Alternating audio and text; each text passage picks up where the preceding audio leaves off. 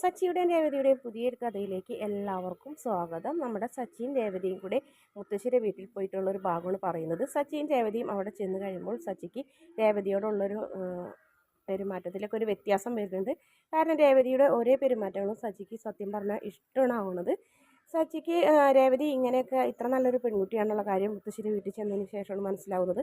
അവരുടെ വീട്ടിലുള്ള എല്ലാവരോടും സച്ചി നമ്മുടെ രേവതിയുടെ പെരുമാറ്റം, ആ ഭാഗത്തെ വീട്ടുകാരോടൊക്കെ രേവതിയുടെ പെരുമാറ്റം നമ്മുടെ സച്ചിക്ക് ഒരുപാട് സന്തോഷമാവുന്നുണ്ട്. മാത്രമല്ല മുത്തശ്ശിനെ വിളിച്ച് സച്ചിയുടെ അച്ഛൻ പറഞ്ഞിട്ടുണ്ടായിരുന്നു, രണ്ടുപേരും രണ്ട് തട്ടിലാണ് ഇപ്പോഴും അവരെ ഒന്നിപ്പിക്കണം, അത് അമ്മയ്ക്ക് മാത്രമേ കഴിയുള്ളൂ എന്ന് പറഞ്ഞിട്ടുണ്ട്. അതൊക്കെ ഞാൻ നോക്കിക്കോളാം എന്ന് പറയുന്നുണ്ട്.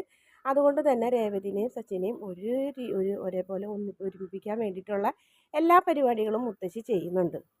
അതിൽ ഒന്നാണ് നമ്മുടെ മുത്തശ്ശി ശരിക്കും രണ്ടുപേർക്കും കൂടി ഭക്ഷണം കൊടുത്തിട്ട്, കല്യാണത്തിന് തന്നെ നിങ്ങൾ പരസ്പരം ഭക്ഷണം വാരി കൊടുത്തത് ദേഷ്യത്തോടെയാണ്, അതുകൊണ്ട് ഇനി അങ്ങനെ പറ്റില്ല, നീ നിർബന്ധമായിട്ടും രേവതിയുടെ വായിൽ രേവതിക്ക് ഭക്ഷണം വാരി കൊടുക്കണം എന്നൊക്കെ പറയുമ്പോൾ, അതിൻ്റെ ആവശ്യമൊന്നും ഇല്ല മുത്തശ്ശി എന്ന് പറയുമ്പോൾ, അത് ഞാനാണ് തീരുമാനിക്കുന്നത്, നീ ഇപ്പം ഞാൻ പറഞ്ഞത് ചെയ്താൽ മതി എന്ന് പറഞ്ഞതായിട്ട് നമ്മുടെ രേവതിയുടെ വായിലേക്ക് ഭക്ഷണം വാരി കൊടുക്കാൻ നോക്കുന്നുണ്ട്. സച്ചി എന്തായാലും ആദ്യം ചമ്മലെ കാണിച്ചെങ്കിലും പിന്നീട് നല്ല സന്തോഷത്തോടെ തന്നെ രേവതിക്ക് ഭക്ഷണമൊക്കെ വാരി കൊടുക്കുന്നൊരു ഭാഗം വരുന്നുണ്ട്.